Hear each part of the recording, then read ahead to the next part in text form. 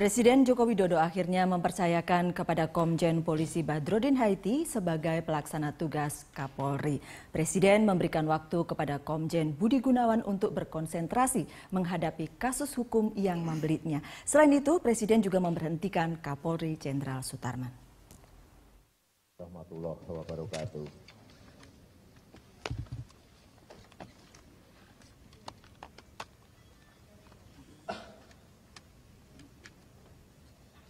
Malam hari ini ada beberapa hal yang akan saya sampaikan yang berkaitan dengan Polri.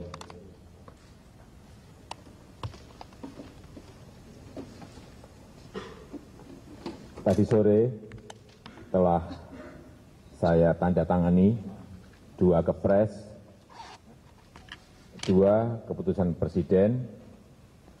Kepres yang pertama tentang pemberhentian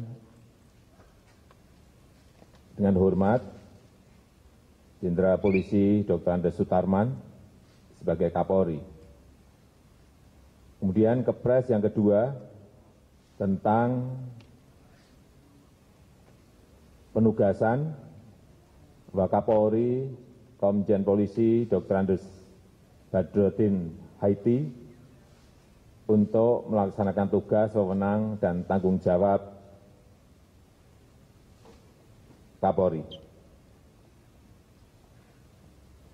Dan juga perlu saya sampaikan sejak proses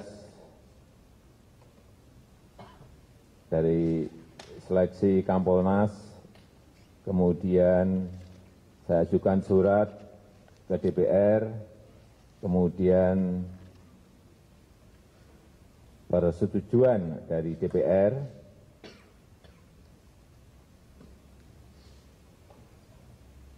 berhubung Komisaris Jenderal Polisi Dr. Andes Budi Gunawan, SH, MSI,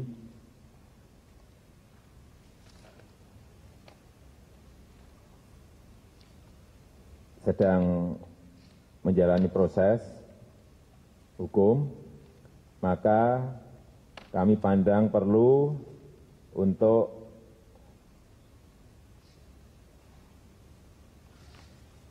menunda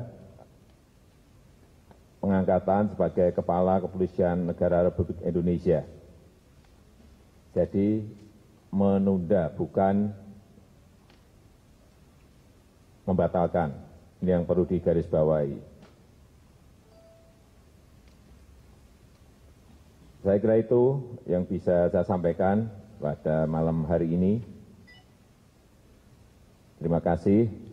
Wassalamualaikum warahmatullahi wabarakatuh. Ya, keputusan Presiden Jokowi tentang Kapolri itulah topik The Headlines kali ini. Dan untuk membahasnya kami telah mengundang Ikrar Nusabakti, peneliti senior dari LIPI, dan juga Bibit Samatrianto, mantan Wakil Ketua Komisi Pemberantasan Korupsi. Dan hadir pula Don Bosco Salamun, pemimpin redaksi Berita 1 News Channel, serta Karania Dharma Saputra, pendiri dan CEO Bareksa.com yang juga pernah atau masih menjadi relawan Jokowi, Mas Kara? Sudah mantan. Sudah mantan. Bapak-bapak terima kasih sudah hadir di The Headlines. Bang Don, akhirnya sesudah berhari-hari bertemu dengan sekian banyak lembaga dan personal. Iya Nung, kamu buka akhirnya. Akhirnya. Dan saya kira ini berita yang paling ditunggu-tunggu dalam 3 hari belakangan. Setelah seminggu yang lalu Jokowi mengajukan nama Budi Gunawan untuk di fit and proper di DPR. Saya kira ini adalah hasil yang maksimal. Saya ingat Nunung, tadi siang saya ke BB Group kita di Berita 1. Saya kira teman-teman pasti membacanya. Jam 11 persis saya masih bicara, teman-teman, saya baru saja dengar info BG tidak akan dilantik. Badrodin Haiti jadi pelaksana Kapolri, Sutarman dicopot, Suhardi Alyus juga dicopot. Please be aware. Saya hanya senang saja karena info A1 tadi itu Persis seperti yang dua kepres yang kemudian ditandatangani oleh Presiden adalah pemberhentian Kapolri Jenderal Sutarman dan pengangkatan Komjen Badrodin Haiti sebagai PLT Kapolri. Ini jalan tengah, Mas Kara? Ya, saya kira ini solusi yang terbaik untuk situasi saat ini dan saya kira memiliki resiko politik yang paling kecil. Jadi saya mendukung solusi yang diambil oleh Pak Jokowi kali ini. Karena berapa hari ini memang desakan sangat kuat begitu Pak Ikrar ya? Ya, akhirnya Presiden menyadari bahwa yang namanya hak prerogatif itu ada batasnya. Kenapa saya katakan ada batasnya? Karena biar bagaimanapun beliau juga harus memperhatikan suara-suara rakyat, khususnya dari para pendukungnya. Yang kemudian yang saya katakan batas itu bukan suara rakyat yang cuma ingin supaya mereka didengar atau ingin mengganti seseorang atau menolak seseorang, tapi suara rakyat yang didasari oleh suatu alasan yang buat saya sangat sahih, yaitu calon Kapolrinya kebetulan menjadi tersangka. Karena bahkan mungkin baru sekali ini ya relawan turun ke jalan dan kemudian mengappeal Presiden untuk kemudian tidak mengangkat. Ya, kalau buat saya ini menjadi suatu hal yang satu tren politik baru ya, di mana kemudian kesadaran dari para relawan itu bukan cuma mendukung secara mati ya atau mendukung tanpa kompromi seorang presiden yang didukung pada masa pemilihan umum presiden, tapi dia juga bisa mengingatkan presiden yang didukungnya dengan kalimat-kalimat bahwa kami mendukung Anda demi perbaikan negeri ini.